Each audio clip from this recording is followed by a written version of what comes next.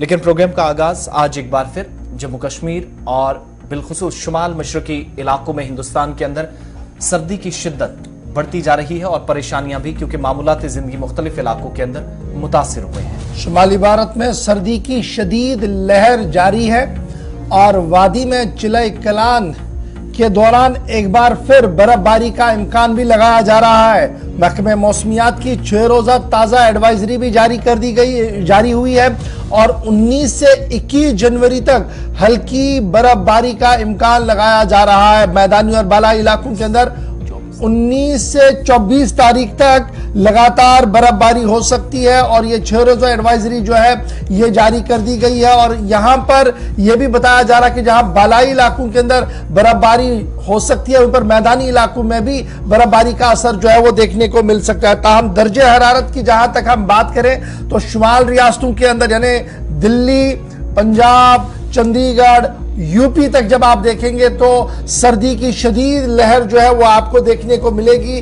दिन में अगरचे मतला बरालूद या धूप भी देखने को मिलती है, ताहम रात भर दर्जे हरारत में लगातार गिरावट जो है वो देखने को मिल रही है। महकमे मौसमियात का मानना है कि एक बार फिर ताज़ा बर्फबारी होगी और ताज़ा बर्फबारी के बीच बालाई इलाकों के अंदर एडवाइजरी भी जारी कर दी गई है कि तेज हवाओं के साथ कहीं ना कहीं बर्फानी तोदे गिर सकते हैं, इसलिए एहतियात बरतने की अशद जरूरत है। मगरिबी हवाओं का असर जो है वो एक बार फिर जम्मू कश्मीर के अंदर जो है वो देखने को मिलेगा। ताहम दर्जे हरारत की जहां तक हम बात करें तो महकमे मौसमियात के जो जिम्मेदारान हैं उनकी तरफ से जो बयान जारी किया गया उसमें कहा गया कि श्रीनगर में -1.9 डिग्री रात का दर्जा हरारत है। उसी तरीके से कुपवाड़ा एंटायर नॉर्थ जो फ्रंटियर हमारा है ये कुपवाड़ा वाला डिस्ट्रिक्ट, वहां पर -2.9 तक।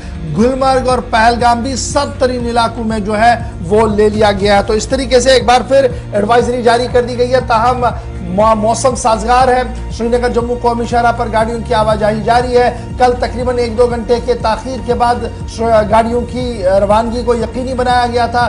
जिला इंतजामिया, रामबन, ट्रैफिक अमला, बीकान और मकामी लोगों के इश्तराक के बाद जो पंथियाल के पास सूरत हाल बन रही थी, पत्थर गिर रहे थे और उस स्टील टनल पर लगातार पत्थर आ रहे थे, उसको बैक वक्त वहां से हटाया गया और इंतजामिया ने चंद घंटों के अंदर अंदर श्रीनगर जम्मू कौमी शहरा पर गाड़ियों की आवाजाही को यकीनी बनाया। इधर खबर यह है कि फिलहाल एडवाइजरी जारी कर दी गई है 24 तारीख तक। फिलहाल मतला बरालूद और बूंदाबांदी के साथ साथ बर्फबारी का इम्कान महकमे मौसमियात की तरफ से लगाया गया है। नॉर्थ इंडिया की जब हम बात करें तो दिल्ली के अंदर सुबह सुबह शदीद सर्दी और कोहरा अब हो रहा है, धुंध होती है और धुंध की वजह से सुबह तकरीबन 2 दर्जन से ज्यादा ट्रेनें ताखीर के साथ दिल्ली स्टेशन पर आ रही है, चाहे वो पंजाब से आ रही हो, यूपी से आ रही हो, मुल्क की दीगर रियासतों से आ रही हो। लेकिन यूपी बॉर्डर आते आते और यहाँ पंजाब से आगे आते आते उन्हें अपनी रफ्तार को धीमी करना पड़ रहा है। तकरीबन 2 से 3 घंटे का डिले जो है वो हर एक ट्रेन जो है वो इस वक्त चल रही है। इधर एयरपोर्ट अथॉरिटी ऑफ इंडिया या एयरपोर्ट की जहां तक हम बात करें तो इंटरनेशनल परवाजें भी ताखीर के साथ चल रही हैं। सुबह सुबह का हाल ये था, लेकिन अब आहिस्ता आहिस्ता करके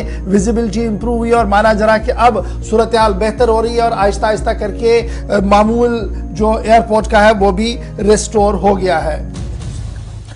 चलिए इसके साथ साथ एक और खबर आपको बताते चलें कि शुमाली इलाकों में जब बर्फबारी और बारिशों की बात हो रही है तो शुमाली कश्मीर के बारामूला जिले के अंदर भी, जहां पर मुख्तलिफ इलाकों में बर्फबारी हुई है 3 दिन पहले, लेकिन ये वो इलाका है जो मैदान का इलाका है, लाइन ऑफ कंट्रोल के आसपास ये इलाका पड़ता है शुमाली जिले के अंदर और तकरीबन 34 से 35 किलोमीटर की दूरी पर है जिला हेडक्वार्टर से।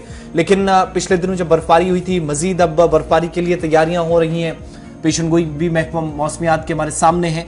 इन सब के बीच मुश्किलात लोगों को अभी भी है। लोगों की तरफ से गुलिस्तान न्यूज की टीम के साथ बात करते हुए शिकायत की गई कि इलाके में बिजली पानी सप्लाई मुतासिर हुआ, अगरचे बहाली का काम शुरू किया गया, ताहम अभी भी मुकम्मल तौर पर लोगों को राहत नहीं मिल सकी है। तिब्बी सहूलियात इलाके के अंदर ना होना एक बड़ी परेशानी और भी है। सेंटर है, कभी डॉक्टर होता है, कभी अद्वियात नहीं होती और इस दूर दराज सरहदी इलाके के अंदर बारामूला में मजीद परेशानियां इन लोगों के लिए बढ़ती जा रही हैं। इन लोगों की सबसे बड़ी मुश्किल क्या है कि इलाके की जो अहम राब्ता सड़क है वो अभी तक साफ ना हो पाना, जो ये शिकायत कर रहे हैं। साथ में यहाँ जो तिब्बी सेंटर बना है वहाँ पर डॉक्टर तो है, लेकिन अब ये कहा जा रहा है कि अद्वियात यहाँ पर दस्तयाब नहीं है।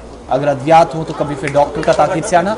लेकिन बड़ी बात कि अगर सड़क राब्ता एक बार फिर से बहाल हो जाता है तो शायद ये मुश्किलें दूर हो जाए। गुलिस्तान न्यूज नुमाइंदा इरशाद के साथ बात करते हुए लोगों की तरफ से कुछ शिकायतें की गई हैं, फटाफट से वो दिखाते हैं आपको। जैसे वो क्या बोलते हैं उसको, वो बर्फ पूरी जो नीचे जम जाती है वो नहीं उठा सकते, जो बर्फ नीचे जम जाती है वो नहीं उठा सकती। जैसे कोई मेन पेशेंट है या कोई अकेला या सिंगल गाड़ी में तो कोई बंदा यहाँ से बुनियाद जा नहीं सकता, उसकी गाड़ी चढ़ेगी नहीं। सोमो वाले भी चढ़ते हैं, वो चेन लगा के फिर उसका वो किराया भी थोड़ा ज्यादा लेते हैं। तो मान लो इस महीने में बड़ी मुश्किलात होती है, जनवरी फरवरी में तो मुश्किलात है। बुनियाद से ऊपर आई नहीं मिट्टी का तेल, मिट्टी के तेल की बहुत मुश्किलात है हमें। मिट्टी हेल्थ की कैसी फैसिलिटी है इस इलाके में? हेल्थ की भी इधर ये NTPHC है, इसमें एक वो MBBS डॉक्टर आता है हफ्ते में 2 बार, तो और वो है मेडिकल असिस्टेंट, लेकिन दवाई नहीं है ना। उस वक्त कोई बीमार हो जाता है फिर उसको उठा के चारपाई पर नीचे बुनियाद में लेना पड़ता है। उधर भी अगर उससे भी ज्यादा होगा फिर बारामूला लेना पड़ता है।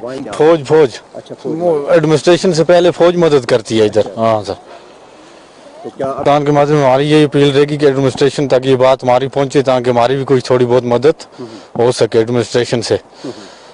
कोई बीमार हो जाता है कुछ, उसको चारपाई पर लाते हैं, फिर हम फौज को बताते हैं, फौज हमारा साथ देती है। हमारे बच्चों को तो बहुत सा सफर उठाना पड़ता है, हमें नेटवर्क का कुछ है ही नहीं है। अभी थोड़ा सा वो काम चल रहा है जियो पर, कोई एयरटेल टावर नहीं है, कोई कुछ नहीं है, कोई हमें देखने वाला नहीं है। तो अगर खुदा न खास तो कोई इंसिडेंट होता है या फायर इंसिडेंट किसी वक्त होता है तो आप कैसे कांटेक्ट करते हैं फायर सर्विस को?